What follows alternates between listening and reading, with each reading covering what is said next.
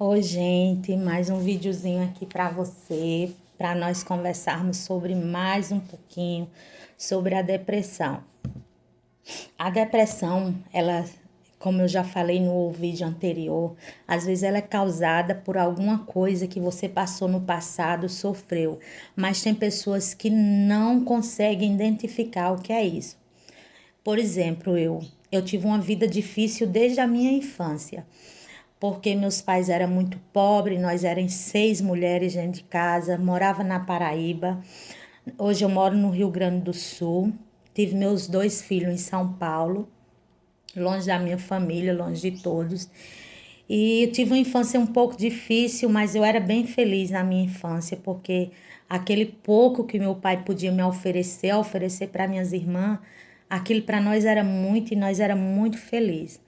Então, depois que eu me casei, que eu me deparei com uma vida bem complicada no meu casamento. Então, não era aquilo que eu esperava, não era aquilo que eu convivia dentro da minha casa com meu pai, a minha mãe. Por exemplo, eu nunca vi meu pai gritando a minha mãe ou prometendo que ia bater nela. Então, quando eu me casei, eu comecei a viver esses momentos, não sabe?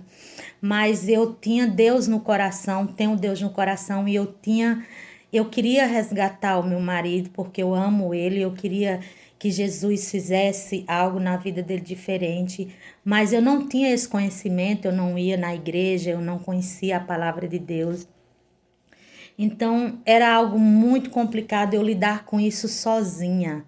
E eu não levava meus problemas para meus pais, para minha mãe, para minhas irmãs. Eu sofria tudo calada. Mas hoje eu tenho depressão, ansiedades. Eu não acho que depois vocês me ajudam. Eu não acho que isso foi causado, a depressão é causada na minha vida pelo meu passado. Por quê? Porque o meu passado eu não lembro, eu não fico com ele na minha mente. As minhas histórias de sofrimento, de dores e angústias que eu passei no passado, não vêm na minha mente, eu não penso nelas. Entendeu? Então, é algo que não é do passado, é algo que é do presente, é o hoje, o agora. Tipo, eu vou completar ano, falta um mês para meu aniversário. Então, ali eu já fico ansiosa por aquele dia, já começo a pensar um monte de coisa, fazer planos e começo a pensar, pensar, pensar. E quando eu penso que não, aquilo me deixa de cama, me deixa triste. E eu fico sem forças até para fazer algo que eu queria muito, como o meu aniversário, comemorar. Então parece que esse dia não chega. Então tudo que é relacionado agora, eu sofro. Eu sofro se alguém diz que vem na minha casa, tipo uma irmã, por exemplo, algo muito simples. Irmã é de casa, é família. Se ela ligar para mim e disser assim, eu vou na tua casa sábado, tal hora. Pronto, aquilo ali me dá ansiedade, me dá angústia. Eu quero receber ela, eu quero ficar com ela, mas eu não consigo desligar daquilo. É como se ficasse na minha mente como é que vai ser, o que, que eu vou conversar. Umas coisas muito estranhas, que aquilo abala aqui dentro da gente, o coração acelera, a gente passa mal, a gente sente angústia, a gente sente medo. E outra coisa também, eu quero comprar uma roupa, vai ser tal dia, fazer um exame de vista. Tudo isso traz crises de ansiedade para mim. Hora de trabalhar, de entrar na empresa, hora de sair da empresa, estar dentro da empresa, horário da janta, parece que não passa, horário do almoço parece que não passa, eu ficava olhando no relógio ali, contando as horas, os minutos, e começava a passar mal, a acelerar meu coração, a sentir meu corpo esmorecido. Daí a pouco minha pressão subia e eu tinha que ser carregada daquele lugar para um hospital, para um posto médico, ah, porque eu não conseguia mais trabalhar. Mas a minha mente queria estar trabalhando, eu queria estar ali, mas eu não conseguia. E teu corpo, ele fica esmorecido, tu anda toda dura, tu não tem como assim, tu tem dificuldade para se comover, para levantar as pernas, para caminhar, para andar, para sorrir, para conversar. Quantas vezes eu não estava em meio de conversas que as pessoas riam, brincavam, e eu lá, triste, calada, porque nada daquilo me interessava. Eu não queria saber de nada, eu não queria confessar com ninguém, eu não queria estar ouvindo aquilo, mas eu precisava sair de casa. Então, meu marido me levava aos encontros com as irmãs, com as minhas irmãs, com a família, e eu perdi vontade de orar, de ir para a igreja. Eu ainda não tô assim na igreja totalmente como eu era antes, porque eu uma pessoa que pregava a palavra, que estava ali sempre orientando. Eu não tô nesse patamar porque eu me afastei da igreja. Eu me afastei por isso, por não ter vontade de sair de casa, não ter vontade de me arrumar, não me olhava no espelho, me achava feia, me achava gorda, tudo vinha na minha mente.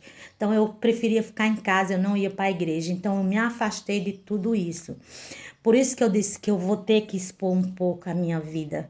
Então, para mim que pregava, às vezes na Paraíba eu pregava, orava, vi Deus falar muitas vezes através da palavra, aconselhava pessoas, e eu estar nessa posição hoje de depressão, de não conseguir ir à igreja, de não conseguir ler a Bíblia, de não conseguir orar, para mim é uma coisa muito difícil. Muito difícil. E as pessoas não entendem isso, né? Ah, ela nunca foi crente, ela nunca serviu a Deus. Uma vez eu cheguei numa igreja e tinha um pastor pregando e ele falou assim, que quem tinha depressão não conhecia a Deus e que se conhecesse seria curado ou estaria curada, não teria depressão. Eu fiquei muito triste, mas eu ouvi a palavra até o final, louvado seja Deus, em tudo dai graça, mas eu saí de lá bem triste, né? Pensando, meu Deus, eu não tenho Deus. E o que eu sinto no meu coração? E se isso não for fé, é o quê? Se isso não for amor a ti, Senhor, é o quê? Então eu vim bem perturbada e chegou um dia de eu dizer assim: ah, Deus, se for para mim ser crente ou se virar Deus e não poder sentir tudo que eu estou sentindo, eu não quero, porque eu não consigo, Senhor, eu não consigo parar de sentir essas agonias. Gente, é uma agonia, é um transtorno, é algo tão inexplicável que só sabe quem sente. Mas tudo bem. Eu me afastei da igreja por mim mesmo, por esses motivos, de não ter essa vontade de sair, de estar conversando e tal. Então, isso para mim é muito difícil. Mas eu quero dizer para você, independente de ser evangélica ou não, busque a Deus, tente pessoas para orar por você, isso é muito importante. Então, eu quero dizer o meu casamento. O meu casamento, quando eu me casei, eu tinha 16 anos e tive meu primeiro filho com 17 anos. Eu me casei e fui morar em São Paulo, eu morava na Paraíba. Então, eu comecei a ter uma vida de casada que eu não esperava por aquilo. O meu marido bebia, jogava, me deixava sozinha. Eu passava as madrugadas, passava as noites sozinha, mas meu filho, quando ele chegava que eu ia falar algo, ele vinha para cima de mim com ignorância, brigando, me xingava, me botava no chão. Então eu sofri muito com isso, muito mesmo, mas eu nunca desisti dele porque eu amava ele e sabia que ele poderia ser uma pessoa melhor. Então tive o Iago lá, o meu primeiro filho, e com pouco aí meu esposo sofreu um tiro, um assalto em São Paulo, a qual ele ficou 8 dias internado como indigente no hospital, porque não tinha família, não tinha ninguém para visitar ele. E eu estava grávida em estado de choque para ter neném. E eu ia para os hospitais todo dia e os médicos passavam soro e eu passava a noite sentindo dor e não conseguia ter meu filho. Então eu passei 8 dias assim. Teve um dia que eu não quis mais passar por aquilo e deitei na cama e disse: eu não saio mais daqui, eu vou morrer aqui em cima dessa cama e eu não vou mais para o hospital, porque eu já estava cansada de tantos exames de toque, de estar noites em hospital, ver todas as mulheres que estavam do meu lado tendo seus filhos e eu não conseguia ter o meu. E daí o patrão do meu marido chamou para mim visitar ele, porque o hospital pediu que alguém desse a entrada, porque ele estava como indigente. E eu fui. Quando eu cheguei lá, eu vi meu marido, meu Deus, acabado, pálido, sem sangue, porque ele perdeu muito sangue. Deus livrou a vida dele do tiro que ele levou, o assalto. E para como se não fosse só isso, o meu pai estava na Paraíba, eu morando em São Paulo, meu pai na Paraíba, desenganado dos médicos, que meu pai podia morrer a qualquer momento e eu não podia viajar porque eu estava grávida e eu não podia ir viajar, eu estava perto de ganhar neném. Aí meu esposo sofreu esse tiro e o meu pai estava desenganado dos médicos, então para mim foi muito difícil. Então, quando eu tive, depois que eu visitei meu marido, que eu vi ele e tal, que eu me tranquei e disse que não sairia mais do quarto, que eu ia morrer ali, a patroa do meu esposo chegou e falou assim: olha, nem que eu tenha que pagar a tua cirurgia hoje, mas tu vai ter esse filho, eu não vou deixar tu morrer. Gente, eu tava bem magrinha. Para vocês terem ideia, eu pesava 35 quilos, 33, 34, esse era o meu peso, porque eu não comia, eu não dormia, eu só fumava muito. E ela me levou para o hospital. Quando eu cheguei no primeiro hospital, o médico falou: nossa, essa mulher tá viva, não sei por quê, porque meus braços eram tudo roxo, de tanto injeção, soro, e daí ele me transferiu para um outro hospital. Quem conhece São Paulo sabe a distância. Eu morava em Itaim Paulista e eu fui transferida para Ferraz de Vasconcelos, uma cidade longe da outra de onde eu morava. Então lá eu tive meu filho e lá eu sofri muito e fiquei com depressão. Eu não quis meu filho. Quando eu tive o neném, fui uma cesárea de risco, fiquei horas em observação. Quando vieram entregar meu filho para mim, eu falei para os médicos que eu não queria, porque eu não tinha capacidade de cuidar dele, então eu não quis.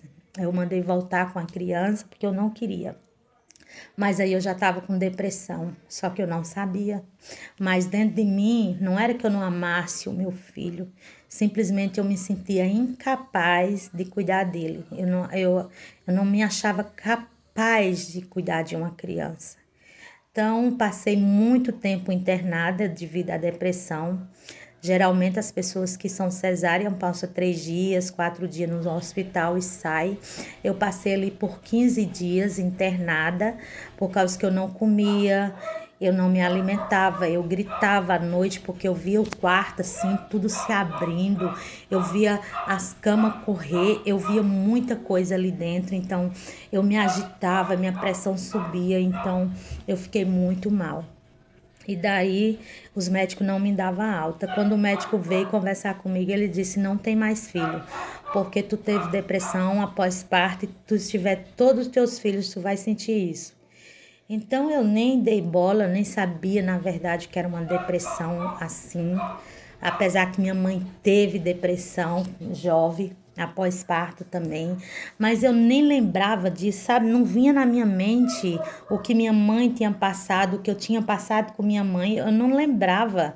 Parecia que tinha apagado tudo da minha mente. E daí eu comecei com essa depressão. E quando eu cheguei em casa, meu marido não podia sair na padaria para comprar um pão. Eu começava a chorar, eu entrava em crise, em pânico. Então resolvi voltar para Paraíba com 23 dias de resguardo. Tinha 23 dias que eu tinha ganhado neném. Voltei de ônibus. O ônibus são 3 dias com 3 noites dentro de um ônibus, sem tomar banho, sem poder descer. Meus pontos estavam muito inflamados da cesárea. E eu queria me matar no caminho, eu queria me jogar ali do ônibus na janela. Eu me sentei na janela, eu queria me jogar lá, Meu marido não dormia, eu não dormia, nós não tínhamos dinheiro. Nós dividíamos uma marmita de comida para os dois. O neném chorava noite e dia porque ele não conseguia pegar o meu peito, ele não conseguia se alimentar. Então foi 3 dias de muita angústia. Eu passei 3 dias sem tomar banho, sem ir num banheiro. Tudo era do ônibus. Eu usava banheiro do ônibus e não conseguia descer aquelas escadas do ônibus, não conseguia andar. E foi um transtorno para a minha vida.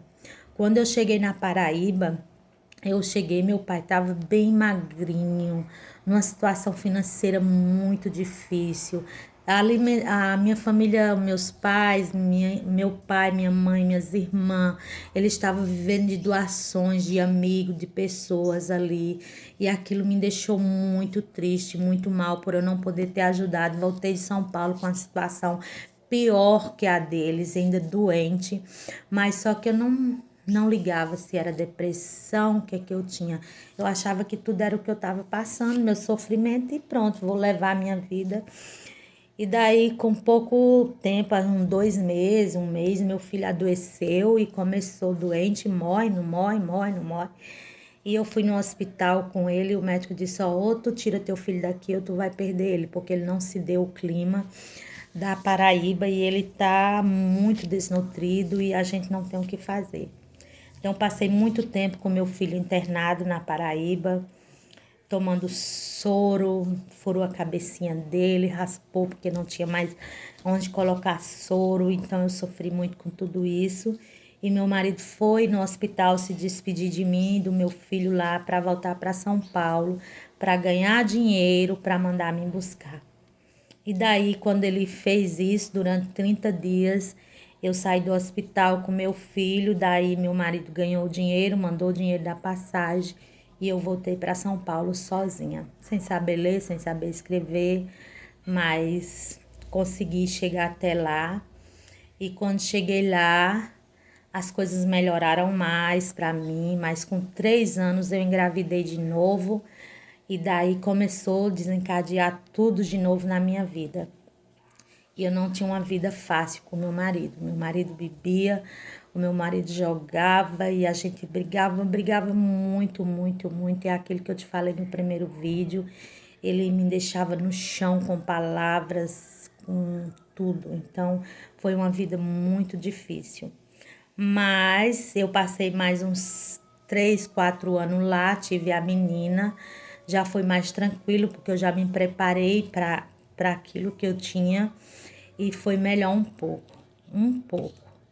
Mas e aí pronto, voltei para Paraíba e lá me conformei com a vida, com o marido, com o filho, com todas as cargas que tinha sobrecarregadas sobre a minha vida e fui viver. Magrinha, magrinha, magrinha, passava uma necessidade. Então, vivi lá muitos anos, muito tempo, criei meus filhos, meus 2 filhos. Depois eu engravidei do Israel, tive outro filho na Paraíba. E daí eu achava que eu não tinha depressão, que era tudo pelo que eu estava vivendo. Mas eu quero dizer assim, por que que eu estou falando isso, tudo isso? Porque eu queria entender. Tem pessoas que falam que eu tenho depressão porque eu passei por essas coisas e mais coisas, que eu não vou contar detalhadamente porque o vídeo vai ficar muito grande, maior que já tá. Mas eu passei por muitas dessas coisas, mas essas coisas não me afligem hoje. Hoje eu não penso, eu não tenho elas na mente. É igual eu falei no primeiro vídeo, são coisas presentes, coisas que vão acontecer hoje, amanhã, é que me dá ansiedade, é que me faz parar de comer, é o que me deixa na cama. Tem dias que eu não consigo levantar para varrer minha casa, para limpar minha casa. Tem dias que eu não consigo fazer nada.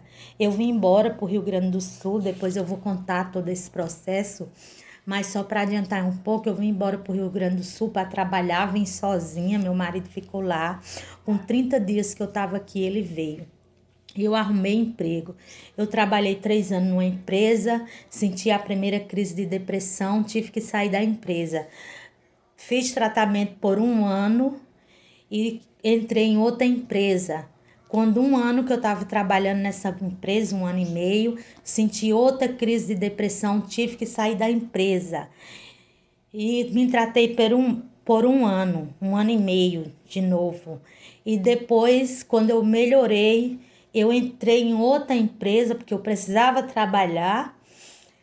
E de lá eu trabalhei um ano justinho e tive outra crise de depressão muito forte e tive que sair de novo da empresa por causa da depressão.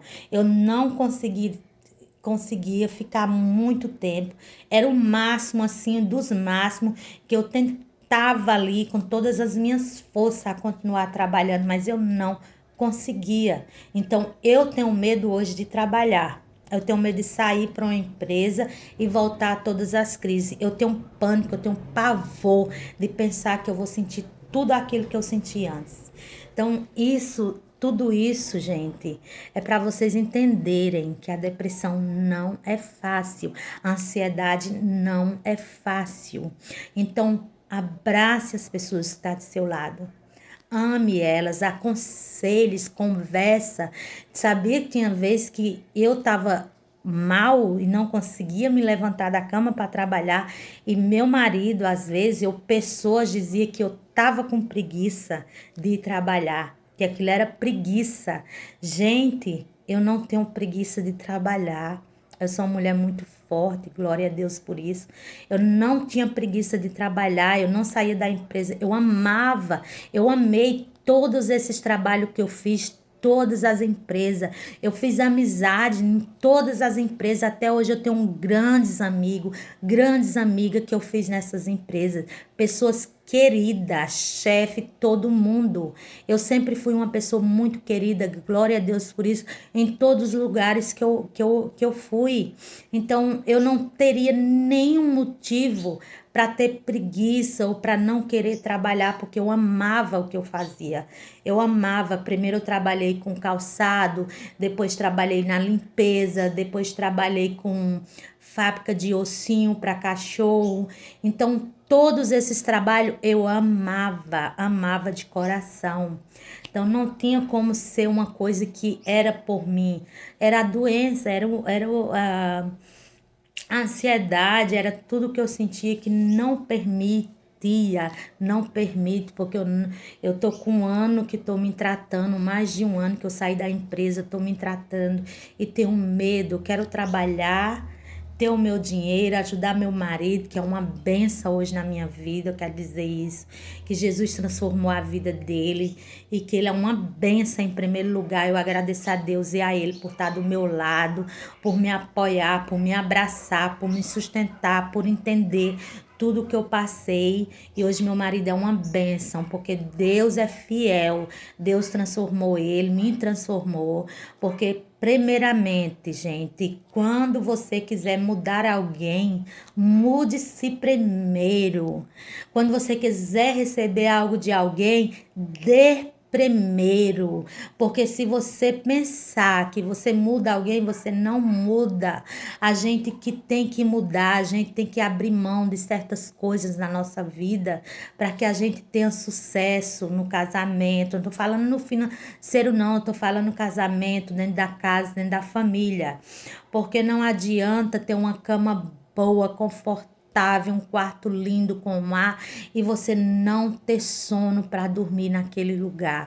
Eu prefiro dormir no chão, em cima de um papelão e ter uma noite de sono, do que eu dormir numa cama perfeita e não ter sono para dormir lá.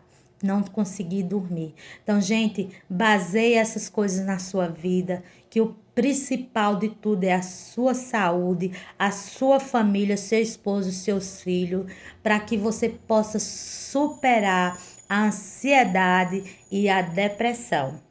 Então é isso.